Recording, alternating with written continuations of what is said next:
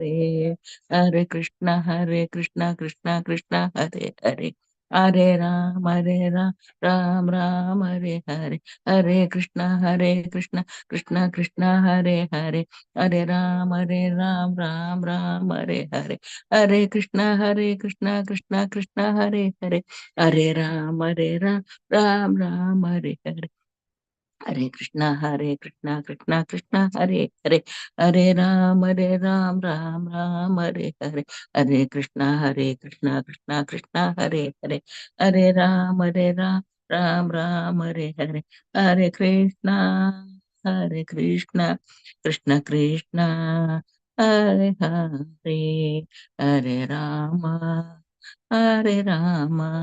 राम राम हरे हरे हरे कृष्ण माता जी। हरे कृष्ण माता जी। हरे कृष्णा हरे कृष्ण प्रभु जी। हरे कृष्ण प्रभु जी। प्रणाम प्रभु जी। प्रणामಗಳು प्रभु जी। हरे कृष्ण माता जी। हरे कृष्ण। ओम नमो भगवते वासुदेवाय। ओम नमो भगवते वासुदेवाय। ओम नमो भगवते वासुदेवाय। ओम नमो नमो वासुदेवाय। ओम नमो भगवते वासुदेवाय। ओम नमो नमो भगवते वासुदेवाय। वासुदेवाय। नारायणं नमस्कृत्य नारायण नमस्कृत्य नमस्कृत्य नरं चैव नरोत्तमं नरं चैव नरोत्तमं देवीं सरस्वतीं व्यासं देवी सरस्वती सरस्वती व्यासं तो जयम् उदीरयेत् ततो जयमुदीरयेत्। नष्टप्रायेषु अभद्रेषु नष्टप्रायेषु अवृद्धेषु नित्यं भागवत सेवया नित्यं नित्यं भागवत सेवया। भगवती उत्तमा श्लोके भगवतोत्तमा श्लोके श्लोके भक्तिर्भवति नैष्टिकी। भक्तिर्भवति नैष्ठिकी। नैष्ठिकी। ಇವತ್ತು 8ನೇ ಶ್ಲೋಕ ಅನ್ಸುತ್ತೆ. ನಿನ್ನೆ ನೀವು 2 ಶ್ಲೋಕ ಓದಿದ್ದೀರಾ ಅಂತ ಕೇಳಿದೆ. 6 7 ಪ್ರಭುಜಿ 5 6 ಆಯ್ತಲ್ವಾ? ನಿನ್ನೆ 5 6 ಓಕೆ ಐದು ಆರು ಓಕೆ. ಪ್ರಭುಜಿ ಎಕ್ಸ್ಪ್ಲೇನ್ ಮಾಡಲಿಲ್ಲ ಪ್ರಭುಜಿ. ಪ್ರಭುಜಿ ಎಕ್ಸ್ಪ್ಲೇನ್ ಮಾಡ್ಬೇಕು ಪ್ರಭುಜಿ. ಓಕೆ ಮತ್ತೆ 7th ಓದ್ತೇನೆ ಮತ್ತೆ.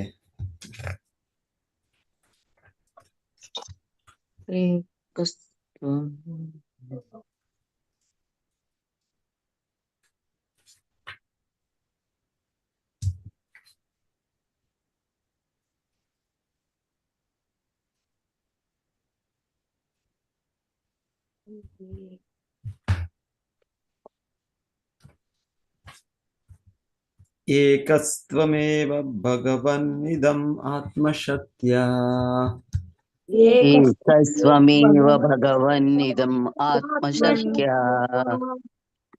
ಆಯಾಖ್ಯಯೋರ್ಗುಣಯ ಮಹದಾದಿ ಅಶೇಷಂ ಆಯಾಖ್ಯಯೋರುಗುಣಯ ಮಹದಾದ್ಯಶೇಷಂ ದೃಷ್ಟ್ವಾನುವಿಶ್ಯ ಪುರುಷಸ್ತದಸದ್ಗುಣೇಷು ದೃಷ್ಟ್ವಾನುವಿಶ್ಯ ಪುರುಷಸ್ತದಸದ್ಗುಣೇಷು ನಾನೇವ ದಾರುಷು ವಿಭಾವಸುವದ್ವಿಭಾಸಿ ನಾನೇವ ದಾರುಷು ವಿಭಾವಸುವದ್ವಿಭಾಸಿ ಏಕಸ್ತ್ವಮೇವ ಭಗವನ್ ಇದಮಾತ್ಮಶಕ್ತ್ಯಾ ಏಕಸ್ತ್ವಮೇವ ಭಗವಾನ್ ಇದಮಾತ್ಮಶಕ್ತ್ಯಾ ಮಾಯಾಖ್ಯಯೋರ್ಗುಣಯ ಮಹದಾದಿ ಅಶೇಷಂ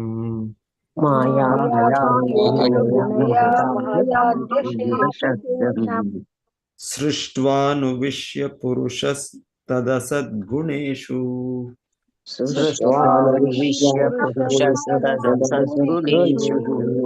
ನಾನೇವ ದಾರುಷು ವಿಭಾವಸುವದ್ವಿಭಾಸಿ ನಾನೇವ ದಾರುಷು ವಿಭಾವಸು ವದ್ವಿಭಾಸಿ. ಶ್ಲೋಕ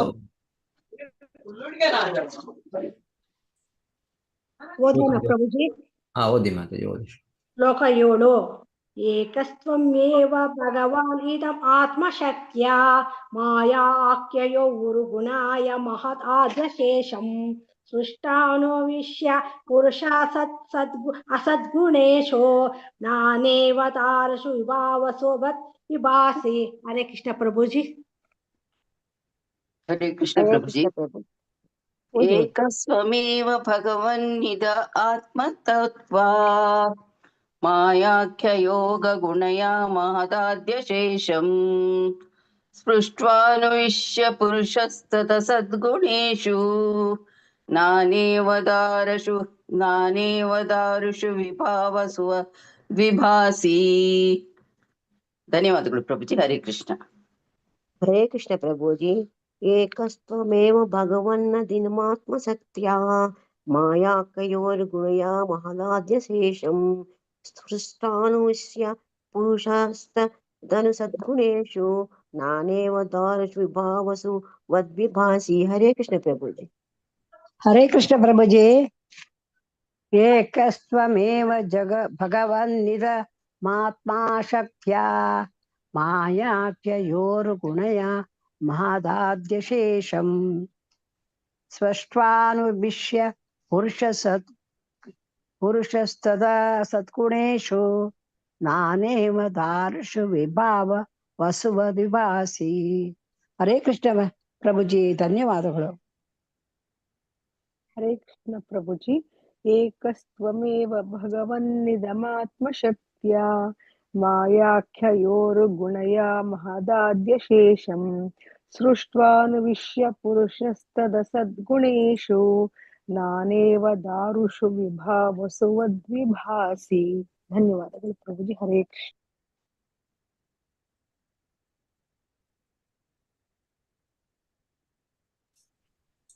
ಏಕಃ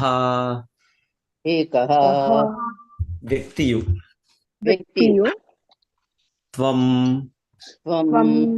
ನೀನು ಏವ ನಿಶ್ಚಯವಾಗಿಯೂ ಭಗವನ್ ಎಲೈ ನನ್ನ ದೇವನೇ ಇದಂ ಈ ಲೌಕಿಕ ಪ್ರಪಂಚವು ಆತ್ಮಶಕ್ತಿಯ ನಿನ್ನ ಸ್ವಂತ ಶಕ್ತಿಯಿಂದ ಮಾಯಾ ಆಖ್ಯೆಯ ಮಾಯಾ ಎಂಬ ಹೆಸರಿನ ಗುರು ಅತಿ ಶಕ್ತಿಶಾಲಿಯಾದ ಗುಣಯ ಪ್ರಕೃತಿ ಗುಣಗಳಿಂದ ಮಹತ್ ಆದಿ ಮಹತ್ ತತ್ವ ಮುಂತಾದವನ್ನು ಅಶೇಷಂ ಅಪಾರವಾದ ಸೃಷ್ಟಿಸಿ ಅನುವಿಶ್ಯ ಪ್ರವೇಶಿಸಿದ ನಂತರ ಪುರುಷಃ ಪರಮಾತ್ಮನು ತತ್ ಮಾಯೆಯ ಅಸತ್ ಅಸದ್ಗುಣೇಶು ತಾತ್ಕಾಲಿಕವಾಗಿ ಪ್ರಕಟವಾದ ಗುಣಗಳಲ್ಲಿ ನಾನಾ ವಿವಿಧವಾಗಿಯೋ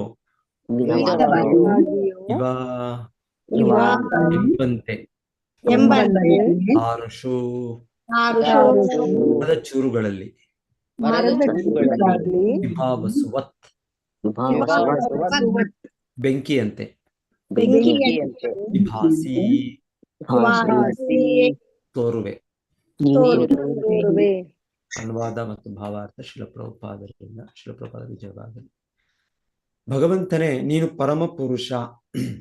ನಿನ್ನ ನಾನಾ ಶಕ್ತಿಗಳಿಂದಾಗಿ ನೀನು ಆಧ್ಯಾತ್ಮಿಕ ಹಾಗೂ ಭೌತಿಕ ಜಗತ್ತುಗಳಲ್ಲಿ ನಾನಾ ರೀತಿಗಳಲ್ಲಿ ಕಾಣಿಸಿಕೊಳ್ಳುವೆ. ನೀನು ನಿನ್ನ ಬಹಿರಂಗ ಶಕ್ತಿಯಿಂದ ಲೌಕಿಕ ಜಗತ್ತಿನ ಇಡೀ ಶಕ್ತಿಯನ್ನು ಸೃಷ್ಟಿಸುತ್ತೀಯೆ. ಸೃಷ್ಟಿಸಿದ ಅನಂತರ ನೀನು ಪರಮಾತ್ಮನಾಗಿ ಲೌಕಿಕ ಜಗತ್ತನ್ನು ಪ್ರವೇಶಿಸುತ್ತೀಯೆ. ನೀನು ಪರಮ ಪುರುಷ. ಬೆಂಕಿಯು ತಾನು ಸೇರಿದ ಕಟ್ಟಿಗೆಯ ನಾನಾ ಆಕಾರಗಳನ್ನು ಅನುಸರಿಸಿ ನಾನಾ ಬಗೆಯಲ್ಲಿ ಉಜ್ವಲವಾಗಿ ಉರಿಯುವಂತೆ ನೀನು ಅನಿತ್ಯವಾದ ಪ್ರಕೃತಿ ಗುಣಗಳ ಮೂಲಕ ನಾನಾ ರೂಪಗಳನ್ನು ಸೃಷ್ಟಿಸುತ್ತೀಯೆ.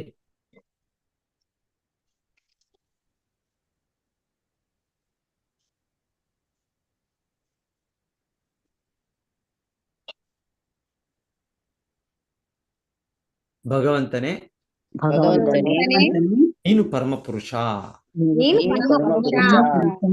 ನಿನ್ನ ನಾನಾ ಶಕ್ತಿಗಳಿಂದಾಗಿ ನೀನು ಆಧ್ಯಾತ್ಮಿಕ ಹಾಗೂ ಭೌತಿಕ ಜಗತ್ತುಗಳಲ್ಲಿ ನಾನಾ ರೀತಿಗಳಲ್ಲಿ ಕಾಣಿಸಿಕೊಳ್ಳುವೆ. ನೀನು ನಿನ್ನ ಬಹಿರಂಗ ಶಕ್ತಿಯಿಂದ ಲೌಕಿಕ ಜಗತ್ತಿನ ಇಡೀ ಶಕ್ತಿಯನ್ನು ಸೃಷ್ಟಿಸುತ್ತೀಯೇ. ಸೃಷ್ಟಿಸಿದ ಅನಂತರ ಪರಮಾತ್ಮನಾಗಿ ಲೌಕಿಕ ಜಗತ್ತನ್ನು ಪ್ರವೇಶಿಸುತ್ತೀಯೇ. ನೀನು ಪರಮ ಪುರುಷ. ತಾನು ಸೇರಿದ ಕಟ್ಟಿಗೆ ನಾನಾ ಆಕಾರಗಳನ್ನು ಅನುಸರಿಸಿ ನಾನಾ ಬಗೆಯಲ್ಲಿ ಉಜ್ವಲವಾಗಿ ಉರಿಯುವಂತೆ ನೀನು ಅನಿತ್ಯವಾದ ಪ್ರಕೃತಿ ಗುಣಗಳ ಮೂಲಕ ನಾನಾ ರೂಪಗಳನ್ನು ಸೃಷ್ಟಿಸುತ್ತೀಯೇ. ಭಾವಾರ್ಥ ಯಾರು ಓದ್ಬೇಕು ಅಂತ ನೋಡಿ. ಪ್ರಭುಜಿ ಪುಷ್ಪ ಅನ್ನೋದು ಪುಷ್ಪ. ಹರೇ ಕೃಷ್ಣ. ಪುಷ್ಪ ಅನ್ನೋರೋದಿ. ರೂಪಶಂಕರ್ ಮಾತಾಜಿ.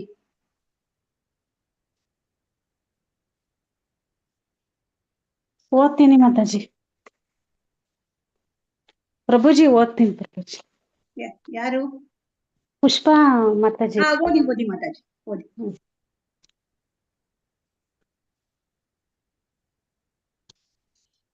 ಹರೇ ಕೃಷ್ಣ ಪ್ರಭುಜಿ. ಭಾವಾರ್ಥ ಪರಮ ಸತ್ಯನು ಅಂದರೆ ದೇವೋತ್ತಮ ಪರಮ ಪುರುಷನು ತನ್ನ ನಾನಾ ಶಕ್ತಿಗಳ ಮೂಲಕ ಕಾರ್ಯ ಮಾಡುತ್ತಾನೆಂದು ಧ್ರುವ ಮಹಾರಾಜನು ಸಾಕ್ಷಾತ್ಕರಿಸಿಕೊಂಡನೇ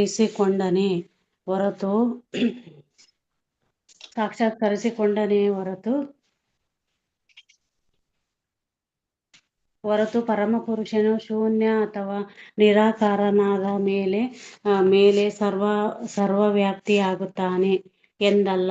ಪರಮಸತ್ಯ ಇಡೀ ವಿಶ್ವದಲ್ಲಿ ವ್ಯಾಪಿಸಿರುವುದರಿಂದ ಅದಕ್ಕೆ ಸಕಾರ ರೂಪವಿಲ್ಲ ಎಂದು ಮಾಯಾವಾದಿ ದಾರ್ಶನಿಕನು ಅಭಿಪ್ರಾಯಪಡುತ್ತಾನೆ. ಆದರೆ ಇಲ್ಲಿ ಧ್ರುವ ಮಹಾರಾಜನು ವೈದಿಕ ಸಿದ್ಧಾಂತವನ್ನು ಸಾಕ್ಷಾತ್ಕರಿಸಿಕೊಂಡಿದ್ದರಿಂದ ಹೀಗೆ ಹೇಳುತ್ತಾನೆ. ನೀನು ನಿನ್ನ ಶಕ್ತಿಯಿಂದ ಬ್ರಹ್ಮಾಂಡವನ್ನೆಲ್ಲ ವ್ಯಾಪಿಸಿದ್ದೀಯೆ. ಈ ಶಕ್ತಿಯು ಮೂಲಭೂತವಾಗಿ ಆಧ್ಯಾತ್ಮಿಕವಾದುದು.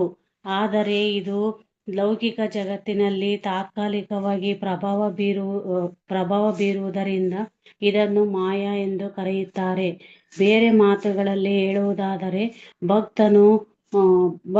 ಭಕ್ತರನ್ನು ಬಿಟ್ಟು ಬೇರೆಲ್ಲರ ಮೇಲೆ ಭಗವಂತನ ಶಕ್ತಿಯು ಬಹಿರಂಗ ಶಕ್ತಿಯಾಗಿ ಕೆಲಸ ಮಾಡುತ್ತದೆ. ಧ್ರುವ ಮಹಾರಾಜನು ಈ ವಿಷಯವನ್ನು ಚೆನ್ನಾಗಿ ಅರಿಯಬಲ್ಲವನಾಗಿದ್ದನು. ಶಕ್ತಿ ಹಾಗೂ ಶಕ್ತಿ ಇರುವವರ ಎರಡು ಒಂದೇ, ಬೇರೆ ಬೇರೆ ಅಲ್ಲ ಎಂದು ಅವನು ತಿಳಿಯಬಲ್ಲವನಾಗಿದ್ದನು. ಶಕ್ತಿ ಇರುವವನಿಂದ ಶಕ್ತಿಯನ್ನು ಬೇರ್ಪಡಿಸಲಾಗದು. ಹರೇ ಕೃಷ್ಣ ಪ್ರಭುಜಿ.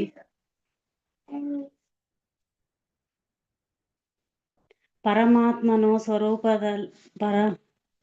ಪ್ರಭುಜಿ ಯಾಕ ಕಾಣಿಸ್ತಾ ಇಲ್ಲ ಪ್ರಭುಜಿ? ಇದು ಕರೆಕ್ಟ್ ಮತ್ತೆ ಅದೇ ಓದಿ. ಪರಮಾತ್ಮ ಸ್ವರೂಪದಲ್ಲಿ ದೇವೋತ್ತಮ ಪರಮ ಪುರುಷನ ಸರಿ ಪ್ರಭುಜಿ ವ್ಯಾಕರಣ.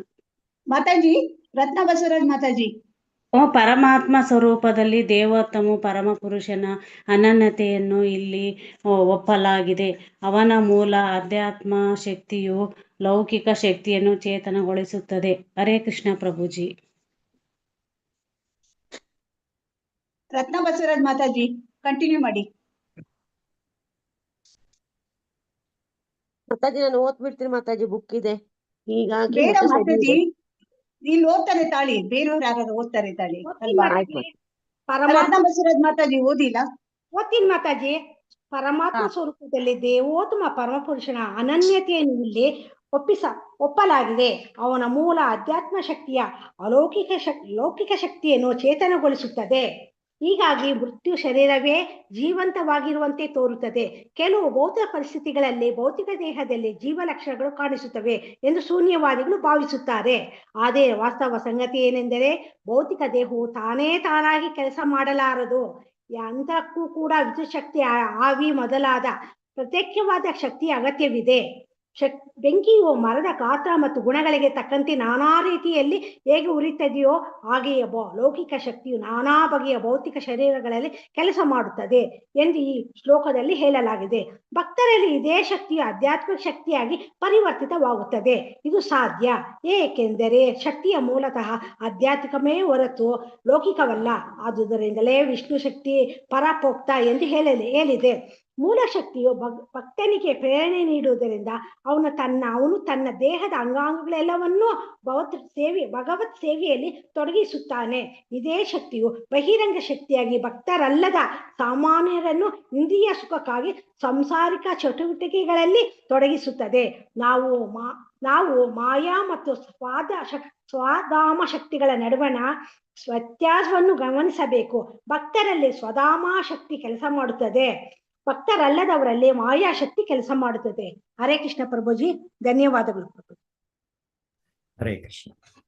ಓಂ ಅಜ್ಞಾನತಿಮಿರಾಂಧಸ್ಯ ಜ್ಞಾನಾಂಜನಶಲಾಕಯಾ ಚಕ್ಷುರುನ್ಮೀಲಿತಂ ಯೇನ ತಸ್ಮೈ ಶ್ರೀ ಗುರವೇ ನಮಃ. ನಮೋ ಓಂ ವಿಷ್ಣುಪಾದಾಯ ಕೃಷ್ಣಪ್ರೇಷ್ಠಾಯ ಭೂತಲೆ ಶ್ರೀಮತೆ ಭಕ್ತಿವೇದಾಂತ ಸ್ವಾಮೀತಿ ನಾಮಿನೆ. ನಮಸ್ತೆ ಸಾರಸ್ವತೆ ದೇವೆ ಗೌರವಾಣಿ ಪ್ರಚಾರಿಣೆ ನಿರ್ವಿಶೇಷ ಶೂನ್ಯವಾದಿ ಪಾಶ್ಚಾತ್ಯ ದೇಶತಾರಿಣೆ. ಜಯ ಶ್ರೀ ಕೃಷ್ಣ ಚೈತನ್ಯ ಪ್ರಭು ನಿತ್ಯಾನಂದ ಶ್ರೀ ಅದ್ವೈತ ಗದಾಧರ ಶ್ರೀವಾಸಾದಿ ಗೌರಭಕ್ತ ವೃಂದ. ಹರೇ ಕೃಷ್ಣ ಕೃಷ್ಣ ಕೃಷ್ಣ ಹರೇ ಹರೇ, ಹರೇ ರಾಮ ರಾಮ ರಾಮ ಹರೇ ಹರೇ.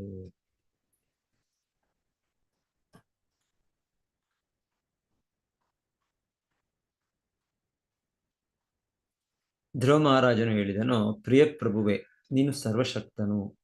ನನ್ನೊಳಗೆ ಪ್ರವೇಶಿಸಿದ ಮೇಲೆ ನೀನು ನನ್ನ ಸುಪ್ತ ಇಂದ್ರಿಯಗಳನ್ನೆಲ್ಲ, ನನ್ನ ಕೈಗಳು, ಕಾಲುಗಳು, ಕಿವಿಗಳು, ಸ್ಪರ್ಶೇಂದ್ರಿಯ, ಪ್ರಾಣವಾಯು ಮತ್ತು ಮುಖ್ಯವಾಗಿ ನನ್ನ ವಾಕ್ ಶಕ್ತಿಗಳನ್ನೆಲ್ಲ ಚೇತನಗೊಳಿಸಿದೆ.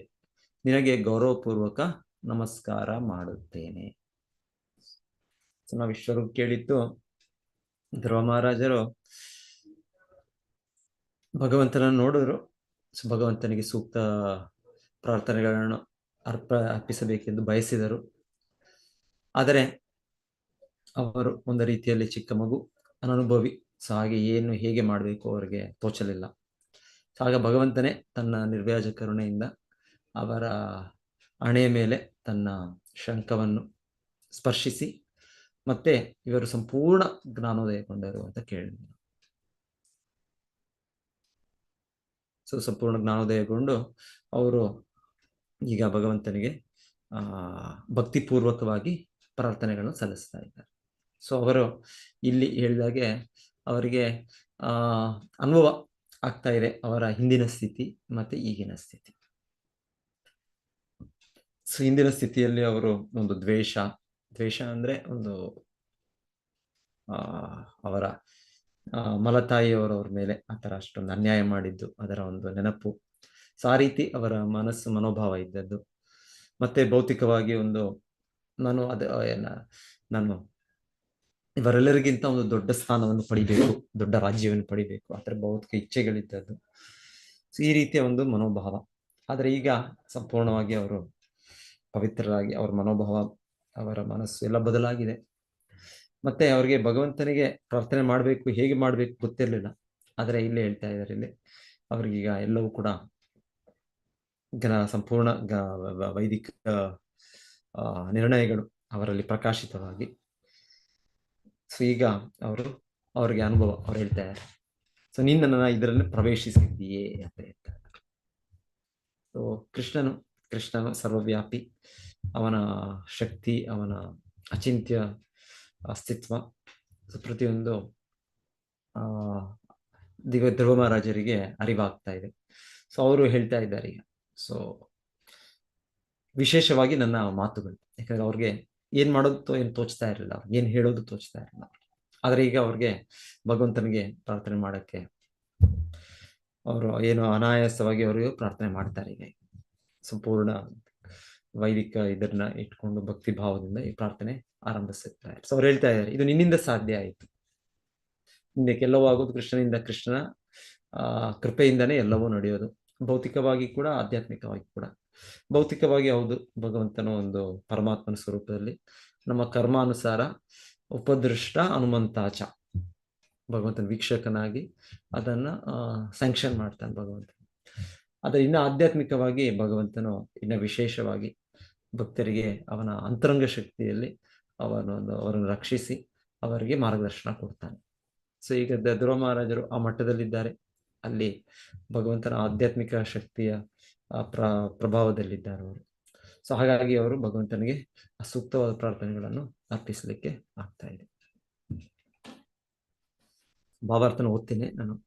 ಆತ್ಮ ಸಾಕ್ಷಾತ್ಕಾರ ಹೊಂದುವ ಮುನ್ನ ಮತ್ತು ಅನಂತರ ದೇವೋತ್ತಮ ಪರಮ ಪುರುಷನು ಸಾಕ್ಷಾತ್ತಾಗಿ ನೋಡುವ ಮುನ್ನ ಮತ್ತು ಅನಂತರ ತನ್ನಲ್ಲಿ ಆಗಿರುವ ವ್ಯತ್ಯಾಸವನ್ನು ಧ್ರುವ ಮಹಾರಾಜನು ಅತಿ ಸುಲಭವಾಗಿ ಅರಿಯಬಲ್ಲವನಾಗಿದ್ದಾನೆ. ಹಿಂದೆ ತನ್ನ ಚೈತನ್ಯ ಶಕ್ತಿ ಹಾಗೂ ಕ್ರಿಯಾಶಕ್ತಿಗಳು ಸುಪ್ತವಾಗಿದ್ದದೆಂಬುದನ್ನು ಅವನು ಅರ್ಥ ಮಾಡಿಕೊಳ್ಳಬಲ್ಲವನಾಗಿದ್ದನು. ವ್ಯಕ್ತಿಯು ಆಧ್ಯಾತ್ಮಿಕ ಹಂತಕ್ಕೆ ಬರದೇ ಇದ್ದರೆ ಅವನ ಅಂಗಾಂಗಗಳು, ಮಾನಸಿಕ ಶಕ್ತಿ, ದೇಹದ ಇತರ ಶಕ್ತಿಗಳೆಲ್ಲ ಸುಪ್ತವಾಗಿರುತ್ತದೆ. ವ್ಯಕ್ತಿಯು ಆಧ್ಯಾತ್ಮಿಕವಾಗಿ ನೆಲೆಗೊಳ್ಳದೇ ಇದ್ದರೆ ಅವನ ಚಟುವಟಿಕೆಗಳೆಲ್ಲ ಸತ್ತವನ ಅಥವಾ ದೆವ್ವದ ಚಟುವಟಿಕೆಗಳಿಗೆ ಸಮ ಎಂದು ಭಾವಿಸಲಾಗುತ್ತದೆ.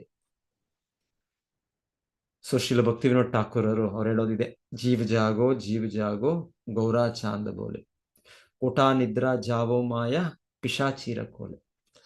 ಯಾಕೆಂದ್ರೆ ನಾವು ಮೂಲತಃ ನಾವು ಕೃಷ್ಣ ಪ್ರಜ್ಞೆ ಉಳ್ಳವರು, ನಾವು ಕೃಷ್ಣನ ಭಕ್ತರಾಗಿ ಅವನ ಭಕ್ತಿ ಸೇವೆಯಲ್ಲಿ ನಿಂತವರು. ಆದರೆ ಈಗ ನಾವು ಕೃಷ್ಣನನ್ನು ಮರೆತು ಬಿಟ್ಟಿದ್ದೇವೆ, ಕೃಷ್ಣನೊಟ್ಟಿಗೆ ನಮ್ಮ ಇರುವ ನಿತ್ಯ ಸಂಬಂಧವನ್ನು ಮರೆತು ಬಿಟ್ಟಿದ್ದೇವೆ. ಹಾಗೆ ನಾವೀಗ ನಾವೇ ಯಜಮಾನರು, ನಾವೇ ಪ್ರಭುತ್ವ ಸಾಧಿಸೋದು, ನಾವೇ ಭೋಗಿಸುವವರು ಅಂತ ಈ ಭಾವನೆಯಲ್ಲಿದ್ದೇವೆ ನಾವು. ಸೊ ಅದಕ್ಕೆ ಇಲ್ಲಿ ಹೇಳ್ತಾ ಇರೋದ್ರಲ್ಲಿ ಆಕ್ಚುಲಿ ಭೌತಿಕವಾಗಿ ನಾವು ಒಂದು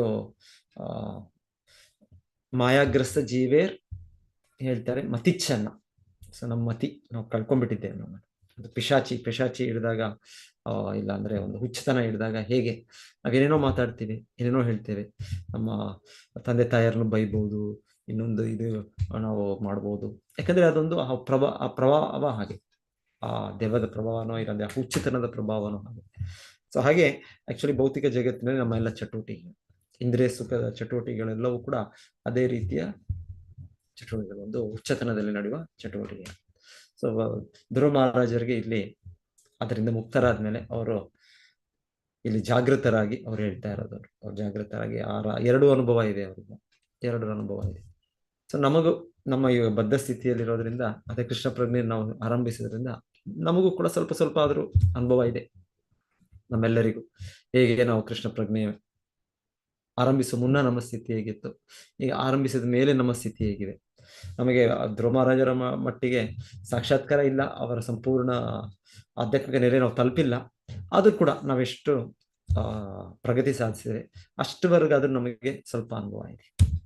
ಸೊ ಭಕ್ತಿ ಕಾರ್ಯಗಳೇ ಹೇಳ್ತಾರೆ, ಭಕ್ತಿ ಕಾರ್ಯಗಳು ನಾವು ಮಾಡಿದ ಹಾಗೆ ನಮಗೆ ಹೇಗೆ ಒಂದು ನಾವು ಹಸಿವು ಇದ್ದಾಗ ನಾವು ಆಹಾರವನ್ನು ಸ್ವೀಕರಿಸ್ತೇವೆ, ಆಹಾರವನ್ನು ಸ್ವೀಕರಿಸಿದಾಗ ನಮ್ಮ ಹಸಿವು ಕಡಿಮೆ ಆಗುತ್ತೆ, ನಮಗೆ ಒಂದು ದೌರ್ಬಲ್ಯ, ಒಂದು ನಿಶಕ್ತಿ ಇರೋದು ಅದು ಕೂಡ ನಮಗೆ ಶಕ್ತಿ ಸಿಗೋ ರೀತಿಯಲ್ಲಿ ಆಗುತ್ತೆ, ಮತ್ತೆ ಒಂದು ಸುಖ, ಒಂದು ಆನಂದ ಬರುತ್ತೆ.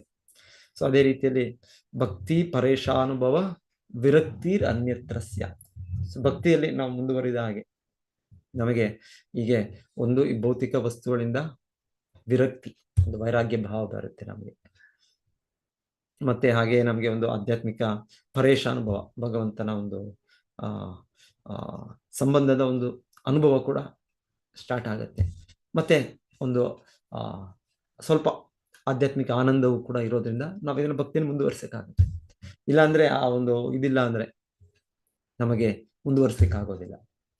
ಇವಾಗ ಇದೇ ರೀತಿ ಇವಾಗ ಹೀಗೆ ಧ್ರುವನಿಗೆ ಭಗವಂತನ ಇದು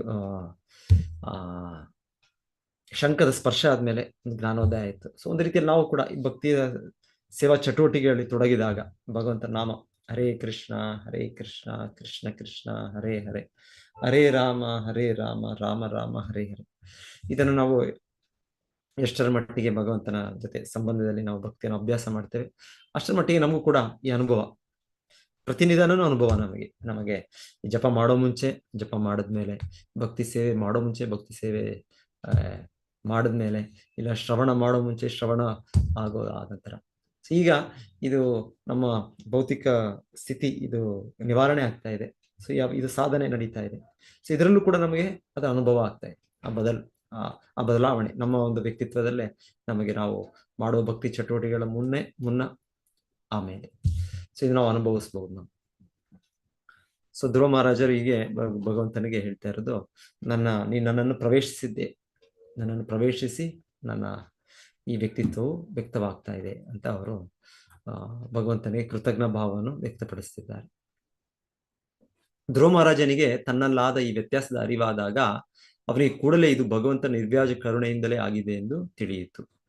ಭಗವದ್ ಅನುಗ್ರಹ ತನ್ನ ಮೇಲಿದೆ ಎಂಬುದನ್ನು ಪೂರ್ಣವಾಗಿ ಅರಿತು ಅವನು ಭಗವಂತನಿಗೆ ಅತಿಯಾದ ಭಕ್ತಿ ಗೌರವಗಳಿಂದ ನಮಸ್ಕರಿಸಿದನು. ಧ್ರುವ ಮಹಾರಾಜನ ಇಂದ್ರಿಯಗಳು ಮತ್ತು ಮನಸ್ಸು ಆಗ ದಿವ್ಯ ಚೈತನ್ಯಯುಕ್ತವಾಗಲು ಭಗವಂತನ ಅಂತರಂಗ ಶಕ್ತಿಯ ಪ್ರಭಾವವೇ ಕಾರಣ. ಆದ್ದರಿಂದ ಈ ಶ್ಲೋಕದಲ್ಲಿ ಬರುವ ಸ್ವಧಾಮ್ನ ಎಂಬ ಪದಕ್ಕೆ ಆಧ್ಯಾತ್ಮಿಕ ಶಕ್ತಿಯಿಂದ ಎಂದು ಅರ್ಥ. ಆಧ್ಯಾತ್ಮಿಕ ಜ್ಞಾನೋದಯವು ಭಗವಂತನ ಆಧ್ಯಾತ್ಮ ಶಕ್ತಿಯ ಕೃಪೆಯಿಂದ ಸಾಧ್ಯ. ಹರೇ ಕೃಷ್ಣ ಮಂತ್ರ ಜಪದಲ್ಲಿ ಮೊದಲು ಹರೇ ಎಂಬ ಹರಿಯ ಆಧ್ಯಾತ್ಮಿಕ ಶಕ್ತಿಯನ್ನು ಸಂಬೋಧಿಸಲಾಗಿದೆ. ಜೀವಿಯೊಬ್ಬನು ಪೂರ್ತಿಯಾಗಿ ಶರಣಾಗತನಾಗಿ ತಾನು ಭಗವಂತನ ನಿತ್ಯ ಸೇವಕನೆಂಬ ಸ್ಥಿತಿಯನ್ನು ತಲುಪಿದಾಗ ಈ ಆಧ್ಯಾತ್ಮಿಕ ಶಕ್ತಿಯು ಕೆಲಸ ಮಾಡುತ್ತದೆ. ಒಬ್ಬ ವ್ಯಕ್ತಿಯು ತನ್ನನ್ನು ಪರಮಪುರುಷನ ಆಜ್ಞೆಗೆ ಒಳಪಡಿಸಿದರೆ ಅದನ್ನು ಸೇವೋನ್ಮುಖ ಎಂದು ಕರೆಯುತ್ತಾರೆ. ಆ ಸಮಯದಲ್ಲಿ ಆಧ್ಯಾತ್ಮಿಕ ಶಕ್ತಿಯು ಕ್ರಮೇಣ ಭಗವಂತನನ್ನು ಪ್ರಕಟಪಡಿಸುತ್ತದೆ.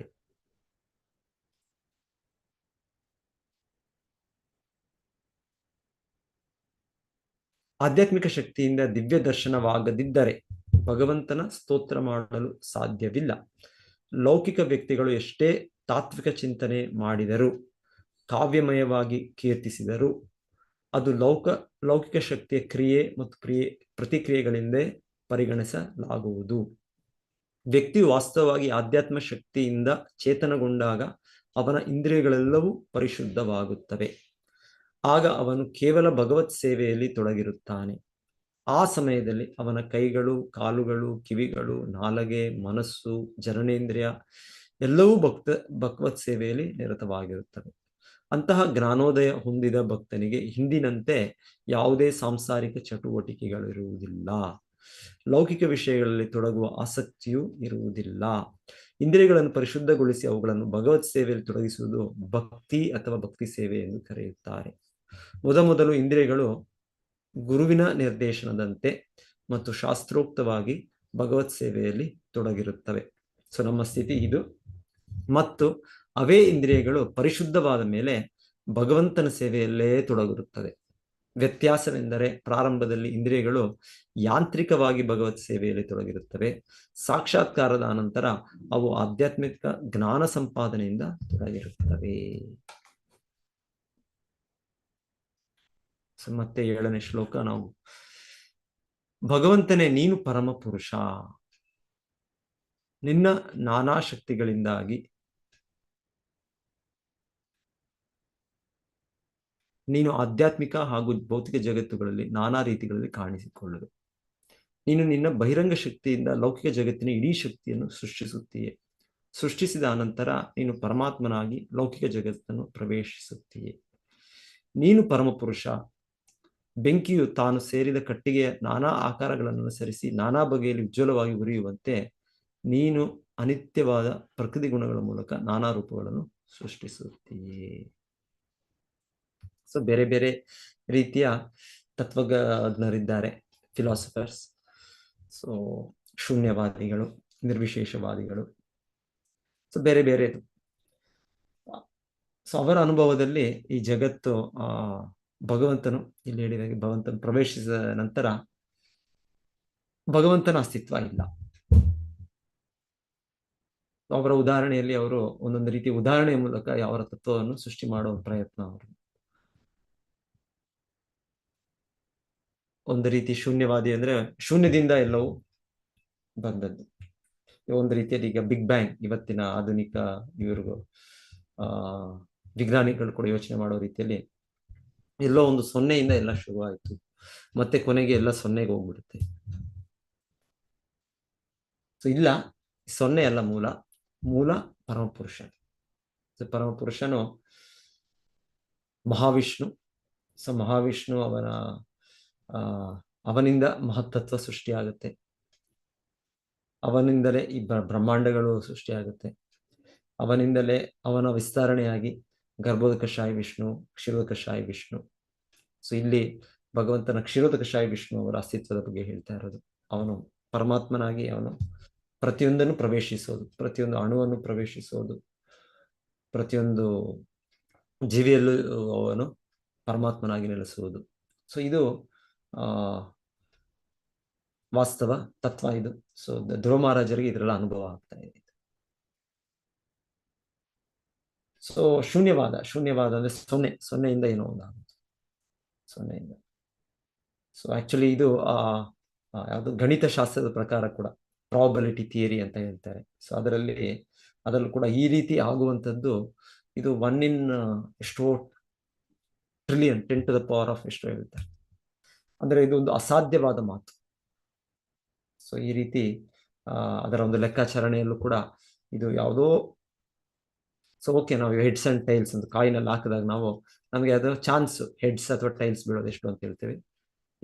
2ರಲ್ಲಿ 1 ಹೆಡ್ ಬೀಳ್ಬೋದು, ಇಲ್ಲ ಟೈಲ್. ಇಲ್ಲಾಂದ್ರೆ ಒಂದೊಂದು ನಾವು ಅದು ಚೌಕಾಬಾರ ಇದನ್ನೆಲ್ಲ ಆಡುವಾಗ ಅದರಲ್ಲಿ 1, 2, 3, 4, 5, 6 ಇರುತ್ತೆ.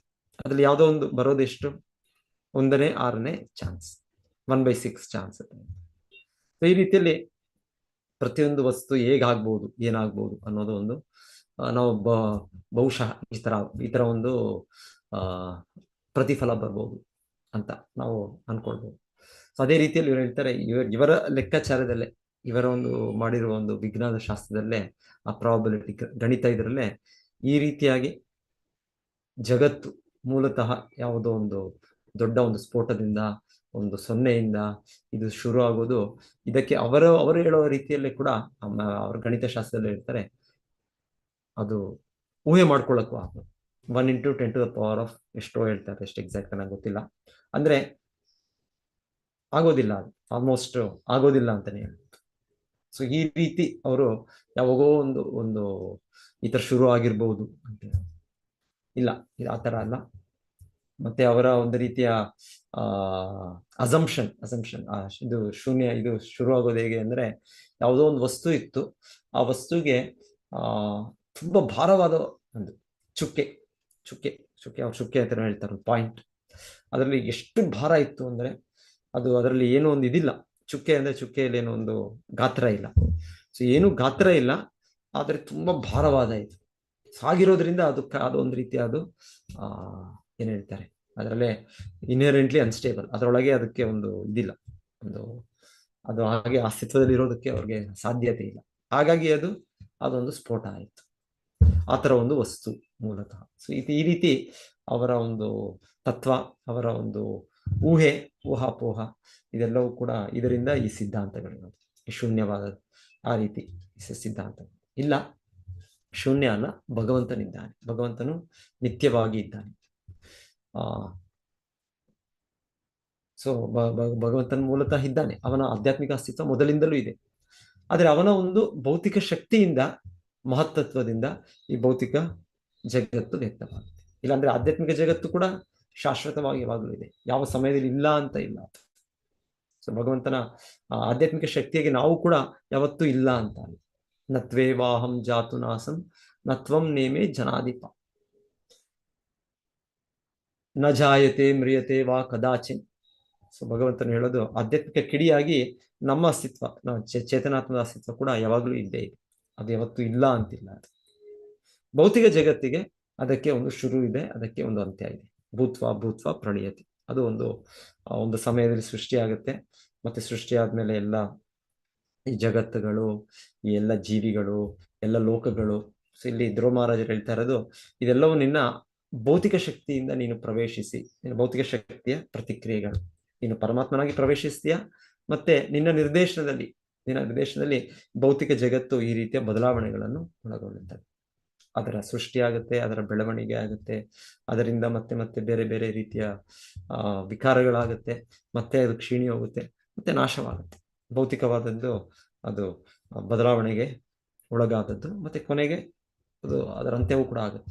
ಮತ್ತೆ ಅದು ಅಂತ್ಯ ಆದ್ಮೇಲೆ ಭಗವಂತನ ಶಕ್ತಿಯಾಗಿ ಅದು ಮಹತ್ತತ್ವ ಮೂಲತಃ ಬಂದ ಮಹಾವಿಷ್ಣು ಒಂದಿಗೆ ಸೇರುತ್ತೆ. ಸೊ ಈ ರೀತಿ ಉದಾಹರಣೆ ಕೂಡ ಕೊಡ್ತಾರಲ್ಲ, ಜೇಡರ ಒಂದು ಸ್ಪೈಡರ್. ಸೊ ಅದು ತನ್ನ ಶಕ್ತಿಯಿಂದಲೇ ಅದು ತನ್ನ ಮನೆಯನ್ನು ಕಟ್ಟುತ್ತೆ, ಮತ್ತೆ ಅದು ಅದರಲ್ಲೇ ಕೆಲವು ಸಮಯ ಇರುತ್ತೆ, ಮತ್ತೆ ತನ್ನ ಶಕ್ತಿ ಅದೇನು ಅದು ತನ್ನ ಎಂಜಲಿನಿಂದ ಸೃಷ್ಟಿ ಮಾಡಿದ ಅದನ್ನು ಒಳಗೆ ತಗೊಂಡ್ಬಿಡುತ್ತೆ. ಸೊ ಇದು ಜೇಡಕ್ಕೆ ಒಂದು ಸಾಧ್ಯ ಇದೆ. ಸೊ ಅದೇ ರೀತಿಯಲ್ಲಿ ಭಗವಂತನ ಶಕ್ತಿ, ಭೌತಿಕ ಶಕ್ತಿ ಜೇಡರ ಬಲೆ ಇದ್ದಾಗೆ ವ್ಯಕ್ತವಾಗುತ್ತೆ, ಮತ್ತೆ ಅದು ಅವ್ಯಕ್ತವಾಗುತ್ತೆ. ಅದು ಭಗವಂತನ ನಿರ್ದೇಶನದಿಂದ ಆಗುತ್ತೆ. ಮಯಾ ಅಧ್ಯಕ್ಷೇನ ಪ್ರಕೃತಿ ಸೂಯತೆ ಸ ಚರಾಚರಂ ಹೇತುನಾನೇನ ಕೌಂತೆಯ ಜಗದ್ವಿ ಪರಿವರ್ತತೆ.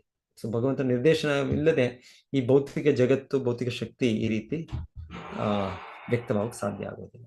ಸೊ ಇದು ಭಗವಂತನ ನಿರ್ದೇಶನ ಇದೆ, ಒಂದೊಂದು ಹಂತದಲ್ಲೂ ಇದೆ. ಸೊ ಇಲ್ಲಿ ಹೇಳ್ತಾ ಇರೋದು ಧ್ರುವ ಮಹಾರಾಜರು, ನೀನು ಪರಮಾತ್ಮನಾಗಿ. ಸೊ ಓದೋಣ ಸರಿಮತ್ಸನ. ಪರಮಸತ್ಯನು ಅಂದರೆ ದೇವೋತ್ತಮ ಪರಮಪುರುಷನು ತನ್ನ ನಾನಾ ಶಕ್ತಿಗಳ ಮೂಲಕ ಕಾರ್ಯ ಮಾಡುತ್ತಾನೆಂದು ಧ್ರುವ ಮಹಾರಾಜನು ಸಾಕ್ಷಾತ್ಕರಿಸಿಕೊಂಡನೇ ಹೊರತು ಪರಮಪುರುಷನು ಶೂನ್ಯ ಅಥವಾ ನಿರಾಕಾರನಾದ ಮೇಲೆ ಸರ್ವವ್ಯಾಪಿ ಆಗುತ್ತಾನೆ ಎಂದಲ್ಲ. ಭಗವಂತನ ಸರ್ವವ್ಯಾಪಿ ಇದ್ದಾನೆ, ಇಲ್ಲ ಅಂತಲ್ಲ. ಅವನ ಶಕ್ತಿಗಳ ಮೂಲಕ ಅವನು ಸರ್ವವ್ಯಾಪಿ. ಒಂದು ರೀತಿ ಅವನು ಹೇಗೆ ಸೂರ್ಯ ಕಿರಣಗಳ ಉದಾಹರಣೆ ಕೊಡೋದು. ಸೂರ್ಯ ತನ್ನ ಗ್ರಹದಲ್ಲೇ ಸೂರ್ಯ ದೇವನು ಇದ್ದಾನೆ, ಸೂರ್ಯನಾರಾಯಣನು. ಮತ್ತೆ ಸೂರ್ಯ ಅನ್ನೋದು ಕೂಡ ಒಂದು ಕಡೆ ಇದೆ, ಆದರೆ ತನ್ನ ಶಕ್ತಿ ಸೂರ್ಯ ಕಿರಣಗಳಿಂದ ಸರ್ವವ್ಯಾಪಕವಾಗಿದೆ. ಸೊ ಅದೇ ರೀತಿ ಭಗವಂತನು ಮೂಲತಃ ಅಚಿಂತ್ಯವಾದ ಅವನ ಆಧ್ಯಾತ್ಮಿಕ ಅಸ್ತಿತ್ವ ಇದೆ, ಅವನ ಸಚ್ಚಿದಾನಂದ ಸ್ವರೂಪ ಇದೆ. ಆದರೂ ಅವನು ಪರಮಾತ್ಮನಾಗಿ ಅವನು ವಿಸ್ತರಣೆ ಮಾಡ್ತಾನೆ, ಮತ್ತೆ ಅವನ ಆಧ್ಯಾತ್ಮಿಕ ಶಕ್ತಿ, ಬಹಿರಂಗ ಶಕ್ತಿಗಳಿಂದ ಆಧ್ಯಾತ್ಮಿಕ ಜಗತ್ತು, ಭೌತಿಕ ಜಗತ್ತು ಎಲ್ಲೆಡೆ ಇದ್ದಾನೆ.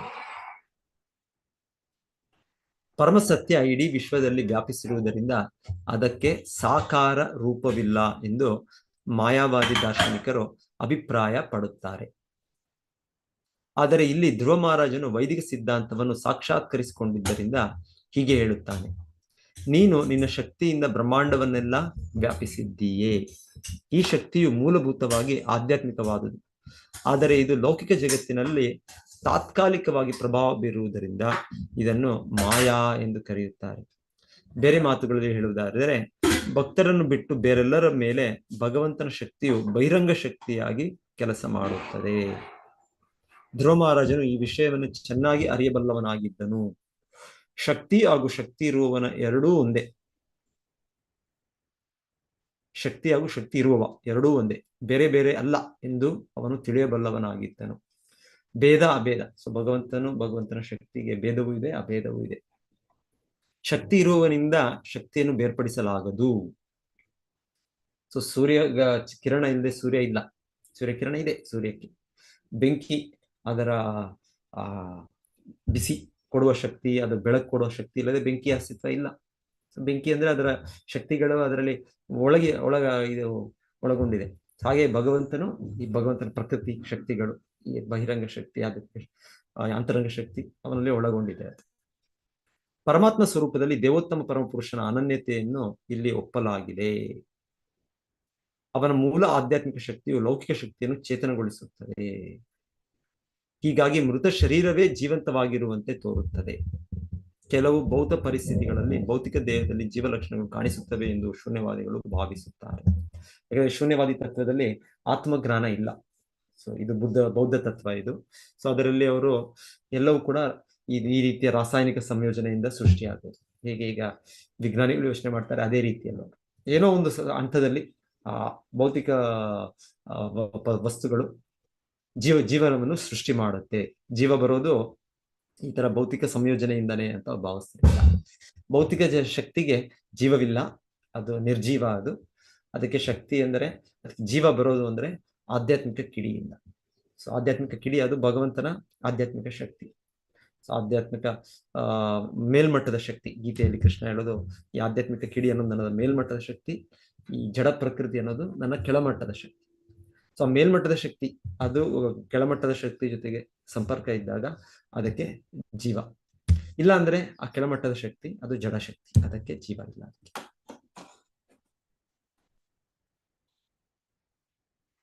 ವಾಸ್ತವ ಸಂಗತಿ ಎಂದರೆ ಭೌತಿಕ ದೇಹವು ತಾನೇ ತಾನಾಗಿ ಕೆಲಸ ಮಾಡಲಾರದು. ಯಂತ್ರಕ್ಕೂ ಕೂಡ ವಿದ್ಯುತ್ ಶಕ್ತಿ, ಆವಿ ಮೊದಲಾದ ಪ್ರತ್ಯೇಕವಾದ ಶಕ್ತಿ ಅಗತ್ಯವಿದೆ. ಒಂದು ಉದಾಹರಣೆಗೆ ಶ್ರೀಲ ಪ್ರಭುಪಾದ ಕೊಡ್ತಾ ಇರೋದು ಇದು ಎರಡು ಕೂಡ ಭೌತಿಕನೇ. ವಿದ್ಯುತ್ ಶಕ್ತಿ ಅಂದ್ರು ಆವಿ ಅಂದ್ರು ಅದು ಭೌತಿಕ ಶಕ್ತಿನೇ. ಆದರೂ ಕೂಡ ಒಂದು ಉದಾಹರಣೆಗೆ ಹೇಳ್ತಾ ಇರೋದವರು, ಯಂತ್ರಕ್ಕೂ ಕೂಡ ಪ್ರತ್ಯೇಕವಾದ ಶಕ್ತಿಯ ಅಗತ್ಯವಿದೆ. ಬೆಂಕಿಯು ಮರದ ಗಾತ್ರ ಮತ್ತು ಗುಣಗಳಿಗೆ ತಕ್ಕಂತೆ ನಾನಾ ರೀತಿಯಲ್ಲಿ ಹೇಗೆ ಉರಿಯುತ್ತದೋ ಹಾಗೆ ಲೌಕಿಕ ಶಕ್ತಿಯು ನಾನಾ ಬಗೆಯ ಭೌತಿಕ ಶರೀರಗಳಲ್ಲಿ ಕೆಲಸ ಮಾಡುತ್ತದೆ ಎಂದು ಈ ಶ್ಲೋಕದಲ್ಲಿ ಹೇಳಲಾಗಿದೆ. ಭಕ್ತರಲ್ಲಿ ಇದೇ ಶಕ್ತಿಯು ಆಧ್ಯಾತ್ಮಿಕ ಶಕ್ತಿಯಾಗಿ ಪರಿವರ್ತನೆವಾಗುತ್ತದೆ. ಇದು ಸಾಧ್ಯ, ಏಕೆಂದರೆ ಶಕ್ತಿಯು ಮೂಲತಃ ಆಧ್ಯಾತ್ಮಿಕವೇ ಹೊರತು ಲೌಕಿಕವಲ್ಲ. ಆದ್ದರಿಂದಲೇ ವಿಷ್ಣು ಶಕ್ತಿ ಪರಾಪ್ರೋಕ್ತ ಎಂದು ಹೇಳಿದೆ. ಮೂಲ ಶಕ್ತಿಯು ಭಕ್ತನಿಗೆ ಪ್ರೇರಣೆ ನೀಡುವುದರಿಂದ ಅವನು ತನ್ನ ದೇಹದ ಅಂಗಾಂಗಳೆಲ್ಲವನ್ನು ಭಗವತ್ ಸೇವೆಯಲ್ಲಿ ತೊಡಗಿಸುತ್ತಾನೆ. ಇದೇ ಶಕ್ತಿಯು ಬಹಿರಂಗ ಶಕ್ತಿಯಾಗಿ ಭಕ್ತರಲ್ಲದ ಸಾಮಾನ್ಯರು ಇಂದ್ರಿಯ ಸುಖಕ್ಕಾಗಿ ಸಾಂಸಾರಿಕ ಚಟುವಟಿಕೆಗಳಲ್ಲಿ ತೊಡಗಿರಿಸುತ್ತದೆ. ನಾವು ಮಾಯಾ ಮತ್ತು ಸ್ವಧಾಮ ಶಕ್ತಿಗಳ ನಡುವಣ ವ್ಯತ್ಯಾಸವನ್ನು ಗಮನಿಸಬೇಕು. ಭಕ್ತರಲ್ಲಿ ಸ್ವಧಾಮ ಶಕ್ತಿ ಕೆಲಸ ಮಾಡುತ್ತದೆ, ಭಕ್ತರಲ್ಲದವರಲ್ಲಿ ಮಾಯಾಶಕ್ತಿ ಕೆಲಸ ಮಾಡುತ್ತದೆ. ಸೊ ನಾವು ಹರೇ ಕೃಷ್ಣ ಮಂತ್ರ ನಾವು ಉಚ್ಚರಿಸ್ತಿದ್ದೇವೆ, ನಾವು ಕೇಳ್ತಾ ಇರೋದು, ಭಗವಂತನೇ ನನ್ನನ್ನು ನಿನ್ನ ಆ ಮಾಯಾ ಸ್ವಧಾಮ ಶಕ್ತಿ, ನಿನ್ನ ಅಂತರಂಗ ಶಕ್ತಿಯ ಪ್ರಭಾವಕ್ಕೆ ನನಗೆ ಅದರ ಪ್ರಭಾವದಲ್ಲಿ ನಾನು ಬರಬೇಕು ನಾನು ಅಂತ ನಾವು ಕೇಳ್ತಾ ಇರೋದು. ಯಾಕಂದ್ರೆ ಭಗವಂತನ ಸೇವೆ ನಾವು ಮಾಡ್ಬೇಕಂದ್ರೆ ಅಂತರಂಗ ಶಕ್ತಿ ಪ್ರಭಾವದಿಂದ ಮಾಡ್ಬೋದು. ನಾವು ಬಹಿರಂಗ ಶಕ್ತಿ ಪ್ರಭಾವದಾಗ ನಾವು ಇಂದ್ರಿಯ ಸುಖದ ಇದರಲ್ಲೇ ಹೋಗ್ತೇವೆ. ಮಹಾತ್ಮನಸ್ಸು ಮಾಂ ಪಾರ್ಥ ದೈವೀಂ ಪ್ರಕೃತಿ ಆಶ್ರಿತ ಭಜಂತ್ಯನನ್ಯ ಮನಸ್ಸು ಜ್ಞಾತ್ವಾ ಭೂತಾದಿ ಮವ್ಯಯಂ. ಸೊ ಮಹಾತ್ಮ ಮತ್ತೆ ದುರಾತ್ಮ. ಸೊ ನಾವು ಬದ್ಧ ಜೀವನದಲ್ಲಿ ನಾವು ದುರಾತ್ಮರು. ನಾವು ಅದ್ರ ಮಹಾತ್ಮರಂದ್ರೆ ಹೇಳ್ತಾರೆ, ಅವರು ಸಂಪೂರ್ಣವಾಗಿ ಅವರು ಮಹಾತ್ಮನಸ್ಸು ಮಾಂ ಪಾರ್ಥ ದೈವಿ ಪ್ರಕೃತಿ, ಭಗವಂತನ ಈ ಉನ್ನತ ಶಕ್ತಿ, ಉನ್ನತ ಪ್ರಕೃತಿ, ಇದರಲ್ಲಿ ಇರ್ತಾರೆ. ನಾಹಂ ಪ್ರಕಾಶ ಸರ್ವಸ್ಯ ಯೋಗಮಾಯಾ ಸಮಾವೃತಃ ಮೂಢೋಯಂ ನಾಭಿಜಾನಾತಿ. ಸೊ ಭಗವಂತನ ಇನ್ನೊಂದು ಕಡೆ ಹೇಳೋದು, ಎಷ್ಟವರೆಗೂ ನಮ್ಗೆ ಬಹಿರಂಗ ಶಕ್ತಿಯ ಪ್ರಭಾವ ಇರುತ್ತೆ, ಆಗ ಭಗವಂತನ ಅಸ್ತಿತ್ವ, ಭಗವಂತನ ಚಟುವಟಿಕೆಗಳು ನಮ್ಗೆ ಅರ್ಥ ಆಗೋದಿಲ್ಲ. ಸೊ ಹೀಗೆ ಭಗವಂತನ ಎರಡು ಶಕ್ತಿಗಳು, ಭೌತಿಕ ಶಕ್ತಿ, ಭೌತಿಕ ಪ್ರಕೃತಿ, ಆಧ್ಯಾತ್ಮಿಕ ಪ್ರಕೃತಿ. ಸೊ ಧ್ರುವ ಮಹಾರಾಜರಿಗೆ ಸೊ ಹೇಳ್ತಾ ಇದ್ದಾರೆ ಇಲ್ಲಿ ಹೇಳಿದ ಇನ್ನೊಂದು ಕಡೆ ಪಾಯಿಂಟ್, ಅವರು ಧ್ರುವ ಮಹಾರಾಜರೇನೋ ಈ ತರ ಇದನ್ನ ಕಲೀಲಿಕ್ಕೆ ಎಲ್ಲಾದ್ರೂ ಒಂದು ದೊಡ್ಡ ವಿಶ್ವವಿದ್ಯಾಲಯಕ್ಕೋ ಇನ್ನೊಂದು ಹೋಗ್ಲಿಲ್ಲ. ಆದರೆ ಅವರು ಅವರ ಗುರು ನಾರದರು ಹೇಳಿದ ಮಾರ್ಗದರ್ಶನದಲ್ಲಿ ಪ್ರಾಮಾಣಿಕವಾಗಿ ಅವರು ಭಕ್ತಿ ಸೇವೆಯಲ್ಲಿ ತೊಡಗಿರೋದ್ರಿಂದ ಈ ಸಂಪೂರ್ಣ ಜ್ಞಾನದ ಅರಿವಾಯಿತು. ಸಂಪೂರ್ಣ ಯಥಾರ್ಥವಾಗಿ ಅವರು ಈ ಭೌತಿಕ ಜಗತ್ತು ಏನು, ಆಧ್ಯಾತ್ಮಿಕ ಜಗತ್ತು ಏನು, ಭಗವಂತನು ಹೇಗೆ ಇದನ್ನೆಲ್ಲ ಕಾರ್ಯನಿರ್ವಹಿಸ್ತಾ ಇದ್ದಾನೆ, ಅವನ ನಾನಾ ಅಭಿವ್ಯಕ್ತಿಗಳ ಮೂಲಕ, ಅವನ ನಾನಾ ಶಕ್ತಿಗಳ ಮೂಲಕ ಎಲ್ಲವೂ ಕೂಡ ಅವರಿಗೆ ಸ್ಪಷ್ಟವಾಗಿ ಅವರಿಗೆ ಅದು ಗೋಚರವಾಯಿತು ಅಂತ ಇಲ್ಲಿ ನಾವು ಹೇಳ್ತಾ ಇದ್ದೀವಿ.